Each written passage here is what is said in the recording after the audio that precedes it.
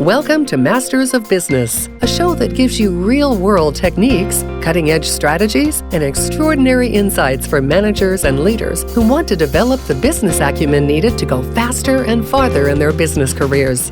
Now, here's the master himself, Stephen Haynes. Hi, welcome back, everybody, to Masters of Business. As most of you know, I've created this show to guide business people and leaders on their career journey, leveraging core constructs of business acumen. We have a canvas and I have some books and things like that, all at business-acumen.com. So the podcast and vidcast are available through your normal podcast channels and also on YouTube. So today I've got Matt Hulett on the show. Say hi, Matt. Hey, hello. So I'm glad you're here, but I will work on your introduction in a second because I have an agenda. And the agenda has to do with leadership and leadership development and things like that. There are a million leadership development programs, but the thing that, there are some of us who self-develop, and we develop not necessarily because we're coached or guided, which is also we do, but there's the school of hard knocks. There's the falling down. There's the getting up. There's resilience. There's persistence. There's that stuff that I don't know, is genetically embedded in us. But there's something else that what we think is important, and I think Matt agrees with this, and that is how we are committed to helping others along their journey. All right, because we have an obligation as we've learned and grown. And with respect to Matt, which is sort of where I'm getting to, he and I met about a year or so ago. They were at University of Washington, if I remember correctly. They had some product management group, and we were on a panel. And Matt, had never met Matt before, and there were some questions being asked of him. I went, geez, this guy is like brilliant, right? And so that's why I had to go and get to know you. So I am introducing Matt, who is the CEO of PetMeds. So if you have a pet and you need meds, that's where you go, right? And we have pets, so that's the thing. But he's also been the president of Rosetta Stone and Expedia, some massively powerful experience. And he also recently wrote a book, which is really important that we talk about here, and that is called Unlock 5 Questions to Unleash Your Company's Power. So again, Matt, welcome to the show. Very excited to be here. And it's wild to think that we met about a year ago on Clubhouse of all places. And when I ask people about Clubhouse, they go, I know. But for a time and during the pandemic, that was the place to be. I know. Well, anyway, so as I talk about with many of my guests, sort of about their career in the beginning, and that is, what was your career journey like? What could you share with us? And like a little business acumen thrown in, but some of the things you've done and some of the lessons you learned along the way. And once we get through that, we'll go do some other stuff. Yeah, I know I've been in the tech industry, lots of different verticals, lots of different business models, but really in tech for over 30 years. And officially, I started my tech career out as a product manager intern at a company called WRQ that made software that would connect new computers with old computers like IBM mainframes, HP mini computers, Digital Equipment Corporation mini computers called VAXs and PDPs. I remember that. Yeah, so dumb screen on a smart screen. And then we had a bunch of other software as well, but I started out as a product manager intern, became a product manager, was always, I always look at things like a product manager, which is why we get along so well. I cut my teeth on product management, had a line of software that primarily got me outside the United States. 50% of my business was outside the United States. And it got me kind of a really big open aperture on not just product wants and needs and customers within the United States, but also outside the United States. And then I went to a company called Progressive Networks that became Real Networks. And I was the first product manager at a company called Progressive Networks, then Real Networks, but I was the product manager for the Real Player. Oh my God, I remember that. Yes, it was at one point the most popular non-browser application. And when I started, it was like getting downloaded like 300 times a day. And when I left, it was like 300,000 times a day.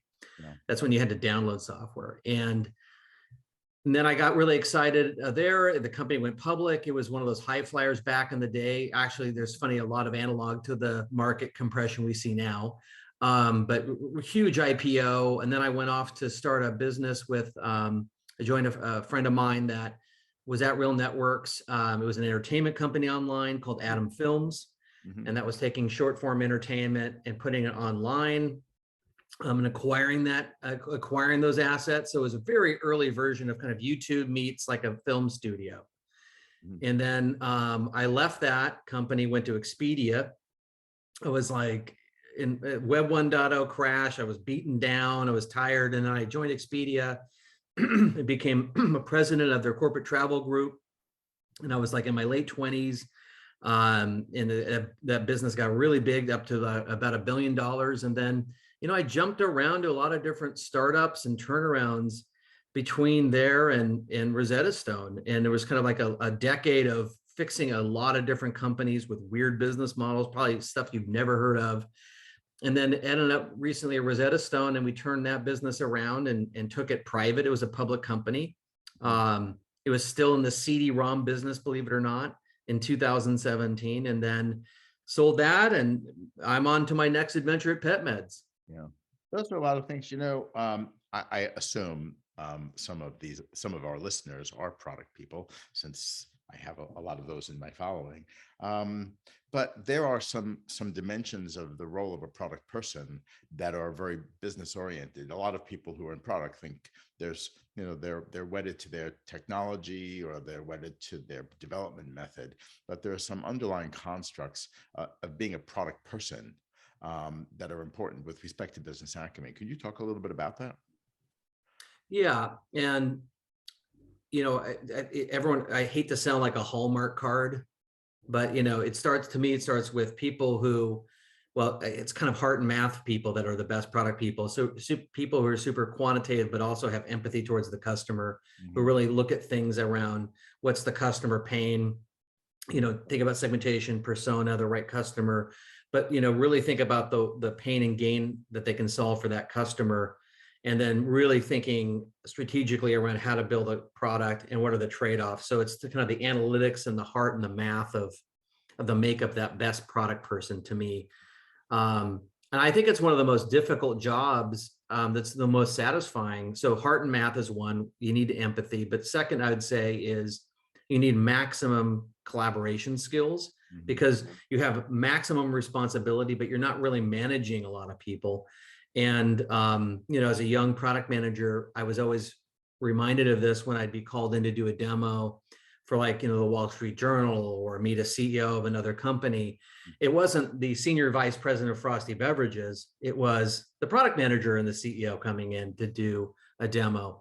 And, learning collaboration and getting people to work with you towards a common vision really helped me and set me up later in my life, in my career, as being a CEO and an executive. Yeah, I think that there are these core skills. I mean, I have written about CEO mindset, there's some people who mistake it. They call it CEO of a product, which you're really not. The mindset of a CEO is that of a sort of a dynamic thinker. Yes. Who processes a lot of different things and working with a lot of different people to figure out direction and getting people to move along. And I think that's a really important set of skills. But one of the things you had mentioned had to do with the fact that you jumped around and you fixed things. And in larger corporations or very complex environment, sometimes fixing things means I've got to take something and turn it around into something that is either profitable or otherwise. What are the things that you do when you come into a situation? First of all, why? And like what's the attraction? Okay. And what are the things that you do, and how do these business and leadership skills, how do they come to play on these things? Well, maybe I'll answer the why first. I don't know why. I mean, in the book I write about, and I make a joke that I probably need to spend some more horizontal time on a couch understanding it. But I was raised by my mom, a divorced family, single parent, raising me primarily when I was younger, and so at an early age, I had to really be the man of the house. and there was a lot of complexity and a lot of, a lot of different stressors related to that, being kind of the man of the house when you're younger. And I was always faced with kind of chaotic situations when I was younger. And so I think I was drawn to um, problems, more so than peacetime, and I often describe myself as a wartime leader versus a peacetime leader, which is kind of touched on in Ben Horowitz's book, The Hard Thing About Hard Things. Yes. There's a different style of leadership. But that's the why I think is environment. I think my environment kind of structured me in a way to be that kind of person. And it just so happens that kind of genetic aptitude layered on, 3 or 4 different cycles of downturns made me kind of wired to be the person that was pretty good at figuring out, look, when your revenue stream goes away, where do you pivot? How do you cut costs? What's the new strategy? How do you get money? And I'm kind of a junkie for that. And so that's kind of the why, I think. And then, how I approach it, it's why I wrote this book, is really taking a look at both the macro and the micro of a business. And really in 90 days, I like to look at people, process, and product. And by the end of it, I kind of walk in with this metaphysical toolbox of, a pretty good idea of strategy, pretty good idea on people in terms of right people in the right seats, stage, span and scope, cost, product, and whether there's competitive edge, whether the plan's good. And I have a pretty good sense of how to do that in about 90 days. It takes a long time once you figure that out to actually see the results of those learnings. But just like everything else, it's a marathon and these things compound. But I've kind of honed it down to about a 90-day analysis of a business. Most turnarounds take 2 to 3 years. Yeah. I like to look at things like if I were going to look at a business case for the business, how would I do a retrospective on that? Like, what the heck were they thinking, right? And it's interesting also, just to pitch the business acumen piece, those are 3 of the pillars of business: people, processes, products. There are other things that are core skills like finance, strategy, and data and problem solving and stuff like that, which I will get to in a second. But the actual getting in, you first of all, you have to find that thing, and then you have to jump into it. Who are you working with? How these whole mechanics work? Like, what did you write a resume? I'd like to go fix things. How did you get there? Yeah, I hate to get so orthogonal, which I'm known to do at times, but I didn't have. I sat down with somebody who, and I spent a lot more time talking to people who don't look like me. White guy over 40. Probably not going to be the person sorry, Stephen, that I'm going to hang out with. Is in terms of mentorship, I try to help folks that are a little bit more diverse. And that's a longer reason why, but I find that more fulfilling. And the reason why I start out answering your question that way is I never really had what I would call a brand for myself or a career path. I just worked on things I wanted to work on. And I would recommend that I, if I went back to my younger selves, I probably would have had more of a strategy there. But because I didn't, I think I've come out the other side with a particular set of skills, which I quote in the book, Liam Neeson's 2006 Taken. I'm a man with a particular set of skills. I think I lost track of your question, though. That's okay, because it actually goes to career path or almost lack thereof. Right? Yes. Which is probably why I relate to you, because of course I had similar kinds of things, and not having career coaches. And the way I would write about it sometimes is I didn't even have a clue. And things that I encountered tended to be serendipitous, but as a believer in fate of some kind, that we're put someplace for a reason. And even in my own career of being sort of a fix-it guy, people would like throw things at me and say, here, give it to him. And you just go dig through it and you go figure it out. You break it down into pieces. And it really does get to sort of this other topic I wanted to talk about, and had to do with problem solving. All right. And that you're turning something around or figuring something out requires a great problem set. Now that's a problem solving set or mindset, but I have a lot of different topics that I want to talk about. So one has to do with problem solving.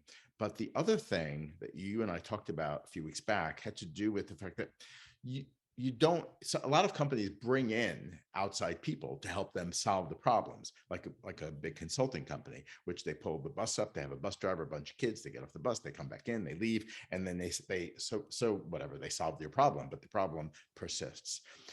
Then you have this thing where you talk about, well, we've got to be able to fix it by ourselves. So let's talk about problem solving and fixing stuff. Yeah, I'm very much opposed to hiring consulting firms. And, I have a startup and, the private company and public company side of me really doesn't matter on the stage. I'm really opposed to it because inevitably what the consultants do they have fantastic slides, Harvey Ball chevrons, they're fantastic framers, but really the regurgitation is typically through interviews and some financial analysis of your core business. I'm not saying that they're pariahs at all. I'm just saying I really believe in self-directed analysis and self-directed teams. Mm-hmm. And I think most of the answers that you need are within your team at some level.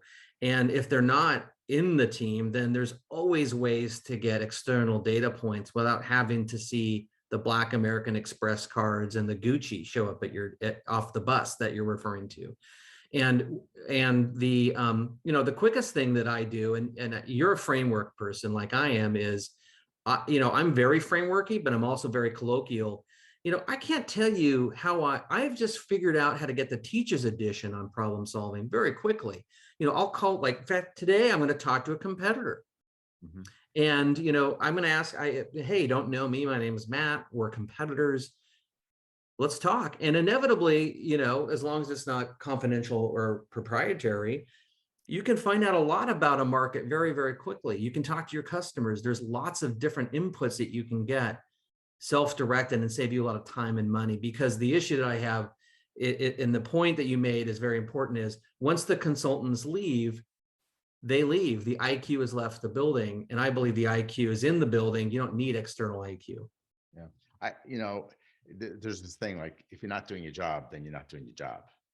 And I believe that, and even could be a Jim Collins kind of a thing, of not having the right people on the bus. But as leaders, we need to make sure we're staffing the company with the right kind of people, because if you have to bring in outside help, what the heck for? Right? Because they collect big checks and then they go home and they leave you with the pieces, because your folks never experienced what they sat in the conference room and did all their stuff and they gave you the report and you're right. And then they left. Mm-hmm. And you still have to either implement or do stuff, but there's the actual learning along the way.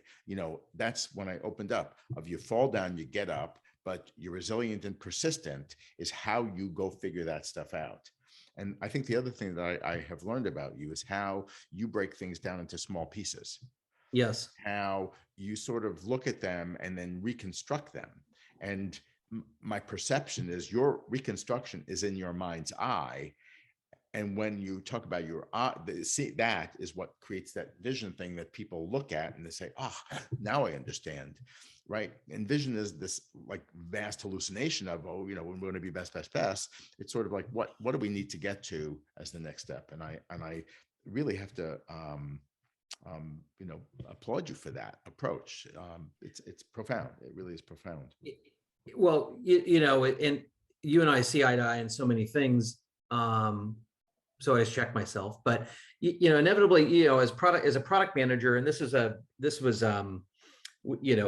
I'm Seattle based, everyone kind of steals the same practices from each other. When I was at Microsoft, we did this, and Amazon, we do that. But one of the things that Amazon did, as I have never worked there, hired a lot of people from there, that helped me kind of establish this vision first, work backwards idea that you mentioned, is, starting with the press release. Mm-hmm. Yeah. Atlassian would be, build a box, right? That build a box exercise that you do with a small Scrum team.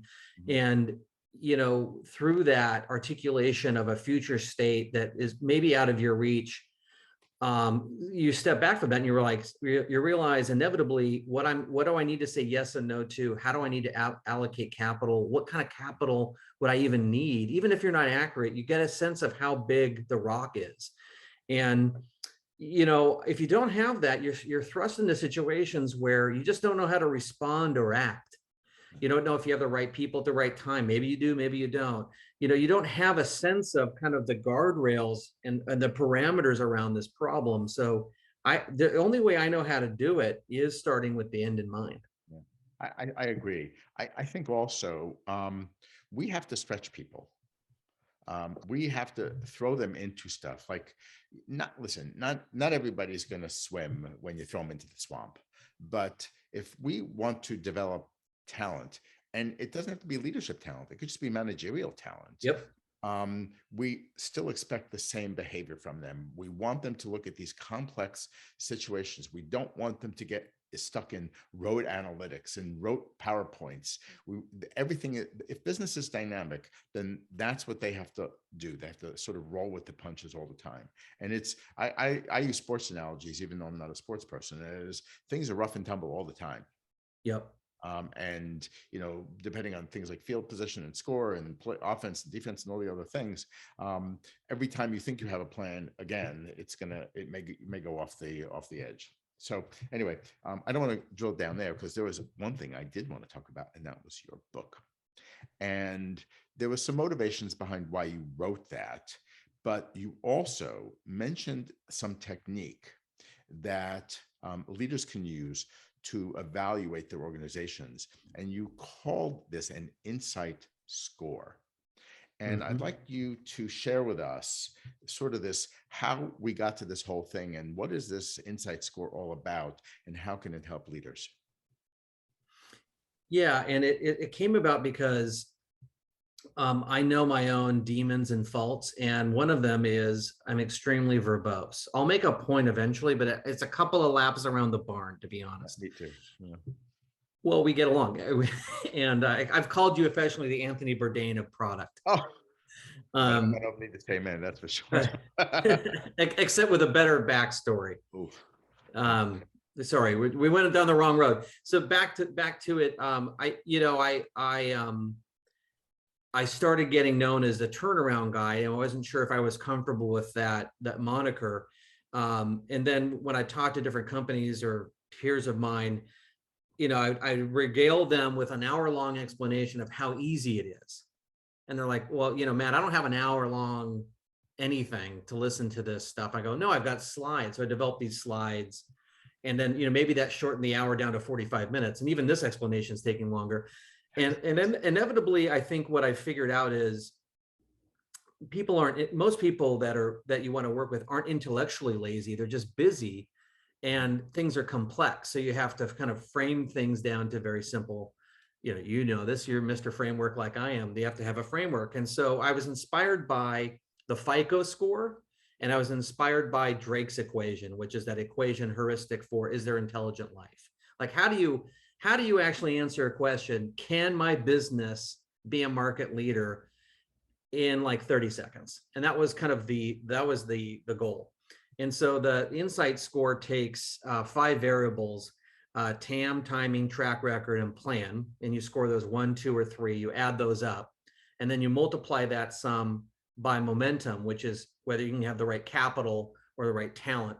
And that's a 1, 2, or 3. And then based on that score, you get some kind of strength analysis. And so just like the FICO score in real life, you can influence that score by getting more credit cards or, paying things down.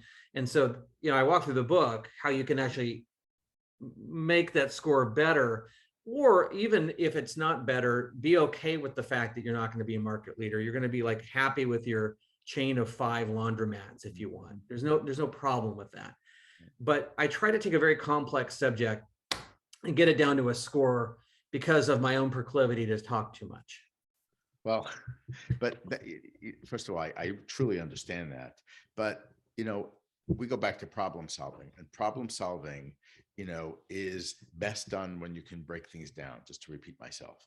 And when you can break things down into more granular elements, and I talk about this even in my Canvas, right? You sort of have to zoom in on something, study it, pull back again, and see how everything fits together. So your vantage point shifts over time as you learn things. And the thing about what I like about this insight score is it gives you, you can work on something. You don't have to work on everything. Yeah. And if just like you do something to raise your credit score, you do something, whether it's a people, process, product, or something else, or talent, whatever that thing is, to raise the bar. But look for the association between the activity and the outcome. Like, I did this and I get that. And that's, well, again, we see eye to eye on that. And I do like your frameworks. I haven't bought the new mini book, but I will.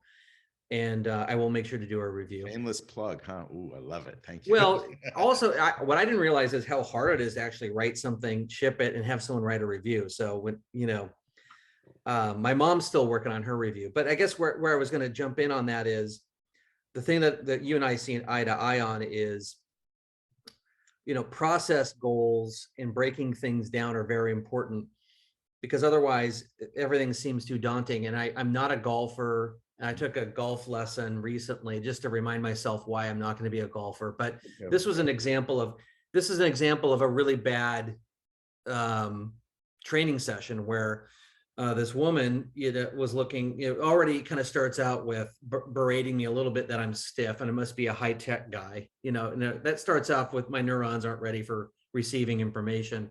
And then, progressively, move your hand here, your hip, keep your head here. And there was so much to work on that inevitably I got so pissed and frustrated that I wasn't engaged and left the training session early. And I told her I wouldn't be back. So I wasn't happy. And I find with businesses, as you start breaking things down, for instance, I worked with my PetMeds team recently to break down kind of a 3-year view, but really a 1-year view of what we need to accomplish by year, quarter, week, down month, week. We review it every week as a team. There's a very finite number of things we're working on. We know what the goal is. We know how these are going to compound or not. And we're always asking ourselves, are we on the right path? Do we need to focus on one of these things more because we're not getting good at it? In fact, I just went through an example recently, right before this call, of a classic kind of punch list of items, initiatives. And these are very important: data warehouse and mobile app and all this stuff. And it was a sea of long lists. And so, I'm not going to be able to have expertise on each specific item at the depth that I should, as like a product manager or PMO. I looked at it as, I'm going to look at kind of, are we doing what we're saying we're doing at the cadence we want, the quality we want? And if not, why? And so literally, when you start seeing red on core things that need to get done, you want to ask yourself, hey, should I be turning off other things that are bigger egg? And product managers, like, hey, high impact, low effort, shouldn't we be doing these right now? And we have these discussions about, we talked earlier about kind of strategy is great. We readdress it every Monday. It's always good to be agile and break things down so they're actionable, and you're evaluating how those things roll out on a continuous basis. Right. I think there's sort of something else.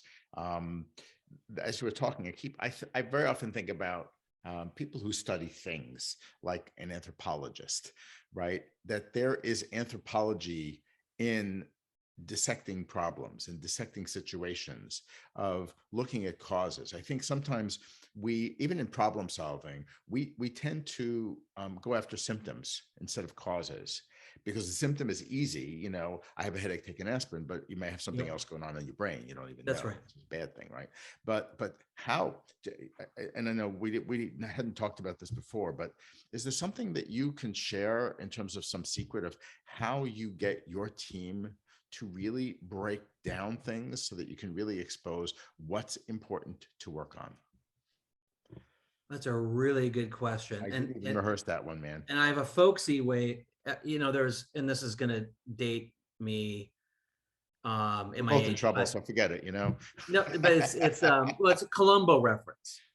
Oh, Well, you're going to ask people to look Columbo up online. Right. Look that up. Ask your parents. But Columbo was this, played by this character, this character actor named Peter Falk, who kind of had a crumply trench coat and was actually disregarded by most of the suspects as incompetent, and seemed incompetent, and would just ask questions throughout the entire show and jot things down on his notepad, where seemingly like 90% of the show, it's just, you think this guy's not going to be able to land the plane in terms of figuring this out.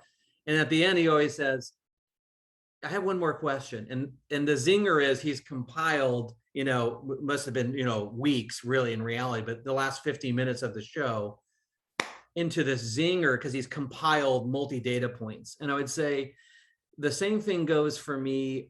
Whatever framework you're using, I use a bunch of different little frameworks, but the cheat that I have is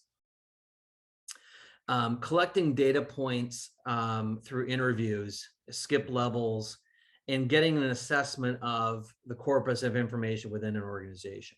You can get it kind of verbally. You can get it via, if you use an HRIS system, or even just look at, performance reviews. You kind of get the sense of very quickly the scaled problem of a thing. Mm-hmm. And you can do it in the data, but the data is, to your point, like I can look at a P&L and see something in that P&L, but I don't know what's really behind it.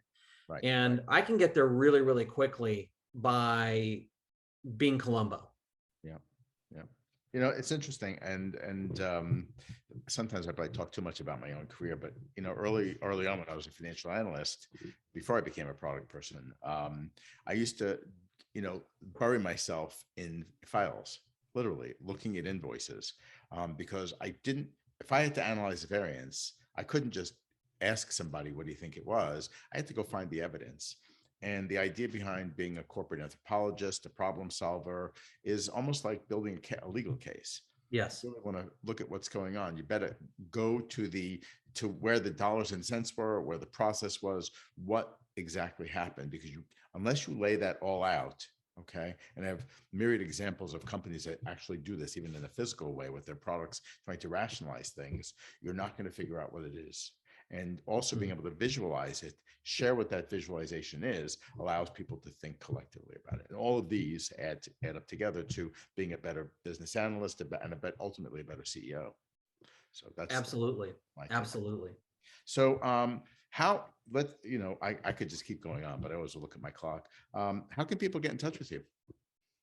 You can find me on my site, Startup Whisperer. It's a whisperer.com, and then LinkedIn, Twitter, anywhere the digital folks are, I'm there. Well, I do hope that people do check in with you and pick up a copy of the book, because I think Unlock 5 Questions to Unleash Your Company's Power is a powerful resource that probably every business person we can benefit from.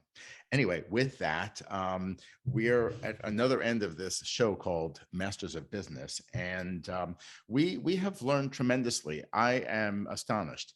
When I started the show just, I don't know, a few months ago, it was sort of an experiment, and I have continued to learn from some of the most interesting people like Matt and even some others who have already done interviews with, about bringing some insights into their business careers and things like that.